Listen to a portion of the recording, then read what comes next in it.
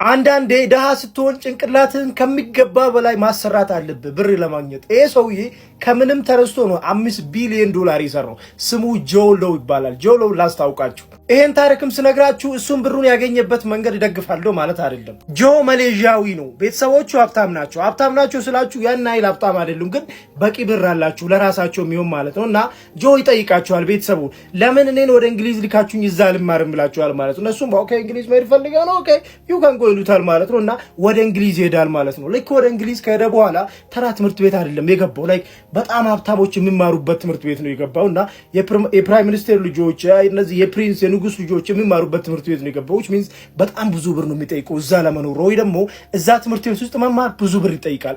ጆም ይሄን ትምህርት ቤት ነው ጆን ያደረገው። ጆም ትምህርት ቤቱን ጆይን እንዳደረገ እንደ ሀብታም ልጅ አክት ማድረግ ይጀምራል። ይሄ ማለትም እነሱ ይጠይቁታል ጆ ዛሬ ለምንድን ነው $1000 ብቻ ያስኩ ለምሳ ይሉታል ማለት ነው። እሱ አው ቤት በልቼ ነው የመጣው ሰው እኔ ዝም ብዬ ስናክ ነገር ልበላ ፈልጌ ነው እንጂ እኔ የምጠቀመው $3000 ነው ለምሳ ይላቸዋል ማለት ነው። ጆን ግን that wasn't true።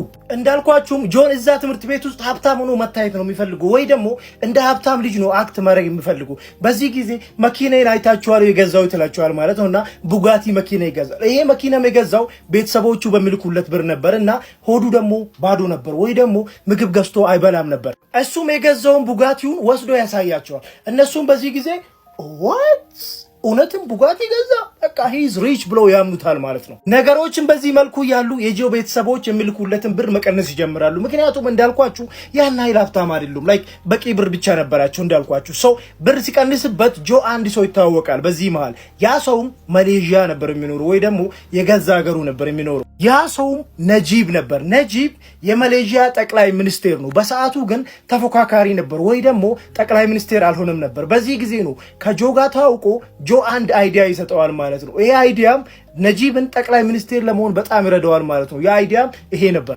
ጊዜም ጆን ነጂብ ጋር ይደውላል። ነጂብም ያነሳና ምን አይነት አይዲያ ነው ለኔ ያለ ምንድነው እንደዚህ የምታንገበግበኝ ይለዋል ማለት ነው። ጆን በዚህ ጊዜ ለምን ብሔራዊ ሀብት ፈንድ አታቋቁም ይለዋል ማለት ነው። what ምንድነው እሱ ደግሞ ብሔራዊ ሀብት ፈንድ ምንድነው ብሎ ይጠይቀዋል ማለት ነው። ይሄ ማለት በሚድል ኢስት ሀገራት የተለመደ ነው። ይሄ ማለትም ከማያልቅ ንብረቶች ለምሳሌ ከእንደ ነዳጅ አይነት እና ከተለያዩ ከጫካዎች ከሚቆራረጡ እንጨቶች የሚገኝ ታክስ ማለት ነው። ይሄ ማለትም ለወደፊት ትውልድ የሚቀመጥ ማለት ነው ወይ ደግሞ እንደ ክምችት ገንዘብ የሚቀመጥ ነገር ማለት ነው። በአጭሩ የሚመጣ ሳይሆን ላይክ ለረጅም ጊዜ የሚቆይ ንብረት አለ ከዛ የሚገኝ ገቢ ወይ ደግሞ ታክስ ማለት ነውና ይሄ ደግሞ የሚሆነው ለወደፊት ትውልድ ነው። ሶ ይሄን ሐሳብ ያቀርብለታል ማለት ነው። ነጂብን በዚህ ጊዜ what an idea thank you ጆ ብሎ ስልኩን ይዘጋል ማለት ነው። በዚህ ጊዜ ነጂብ ሚዲያ ላይ ይወጣና ብሔራዊ ሀብት ፈንድ እናቋቁማለን እንደዚህ እናረጋለን እያለ ለህዝቡ መናገር ይጀምራል ማለት ነውና ህዝቡ ይሄን እዚህን ሰውዬ ሐሳብ መውደድ ይጀምራሉ ማለት ነውና የዚህ ሰውዬ ሐሳብ እንዳለ ህዝብ ውስጥ ይገባል ማለት ነው ወይ ደግሞ ህዝቡ በደስታ ይቀበለዋል ማለት ነውና ጠቅላይ ሚኒስትር ይሆናል ማለት ነው። ህዝቡም ለዚህ አይዲያ እንዳለ ሲያመሰግነው የነበረው ነጂብን ነበር። ምክንያቱም የጆ ሐሳብ እንደሆነ ማንንም አያውቅም ነበር። ጆም ነጂብ ክሬዲቱን እንዲወስድ ያረጋል ማለት ነው። ምክንያቱም እሱ ለወደፊት የሚጠይቀው ነገር አለ ማለት ነው። ሰው ፈንዱም ይቋቋማል፣ ብዙ ብርም ይሰበሰባል። በዚህ ጊዜ ነጂብ ይመጣና እንደዚህ አይነት ብር ተሰብስቧል ብሎ ለህብረተሰቡ ይፋ ያደርጋል ማለት ነው። እና ጆ ደግሞ የዚህ ነገር ሁሉ መሪ ነበር ወይ ደግሞ ፈንዱን የሚያቋቋመው እሱ ነው፣ ሲመራም የነበረው እሱ ነው እና ሰራተኛውም እንዳለ የቀጠረው እሱ ነበር ለዚህ ስራ የሚሆኑ ማለት ነው። ጆም አንድ ቀን ነጂብ ጋር በጠዋት ስልክ ይደውልና ሄሎ ጠቅላይ ሚኒስቴር $1 ቢሊዮን እፈልጋለሁ ከፈንዱ ላይ ይለዋል ማለት ነው። ስንት ነው ያልከኝ? $1 ቢሊዮን? ኦኬ ውሰደው ችግር የለው ግን እንዴት ልታረገው ነው? እንዴትስ ልትመልሰው ነው? አይ ኢንቨስትመንት ነው ይለዋል ማለት ነው። በዚያው ኢንቨስትመንት ነው ውሰደው ይለዋል ማለት ነው። ግን 700 ሚሊዮን ወደ ኪሴ ነው የሚገባው ይለዋል ማለት ላይክ ማለት አትመልስም?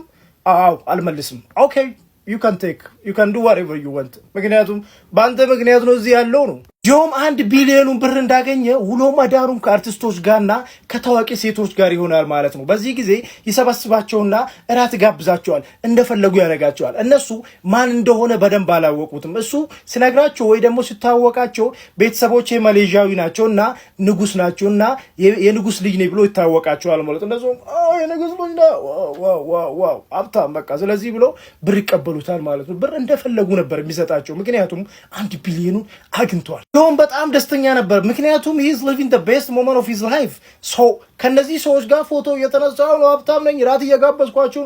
ግን ብሩን ከየት አመጣ ብሎ ከመረመሩ ጥያቄ ምልክት ልመጣብኝ ስለሚችል ለምን ሙቪ ኢንዱስትሪ ውስጥ ተቀላቅዬ እነዚህ ሰዎች ሙቪ ያላሰራቸው ምንና ሙቪ ለማሰራት ይነሳል ማለት ነው። ከነዛ ውስጥም ሌናርዶ ዲካፕሪዮ አንዱ ነበር። ዲካፕሪዮም 100 ሚሊዮን ይሰጠውና ወልፍ ኦፍ ዎል ስትሪት የሚል ፊልም እንዲሰራ ይደረጋል ማለት ነው። ያ ፊልምም በጣም ተወዳጅ ፊልም ነበር። ሆልድ ኦን አላለቀም። አሁንም ይመለስና ከዛ ብር ጆን 4 ቢሊዮን ይሰርቃል ማለት ነው። ከየትኛው ከፈንዱ ላይ 4 ቢሊዮን ብር ሰርቆ ለነጂብ አልተናገረም ነበር። ነጂብም ይሄ ሰውዬ ምን እየሆነ ነው እያለ እየፈለገው ነበር። ምክንያቱም ህዝቡ ይሄን ከሰማ ለነጂብ አለቀለት። ሰው ህዝቡ ጥያቄ መጠየቅ ይጀምራል ማለት ነው። ምንድነው እንደዚህ አይነት ብር ተሰብስቧል፣ ምንም አይነት ነገር ፈንድ ስታረጉ ወይ ደግሞ ሲሰሩ እያየናችሁ አይደለም፣ ወሪዝ ዘመኒ ብሎ ይጠይቁታል ማለት ነው። በዚህ ጊዜ ነው ነጂብ ወሪዝ ጆን ብሎ ይጠይቃል ማለት ነው። ጆን ከኪም ካርዳሽያን ጋር ከታዋቂ ሰዎች ጋር የልደት ጊዜውን እያሳለፈ ነው። ጥያቄው የሚበረታና ነጂብ ወደ እስር ቤት ይገባል። ከጠቅላይ ሚኒስቴርነት ወርዶ እስር ቤት ይገባል። በዚህ ጊዜም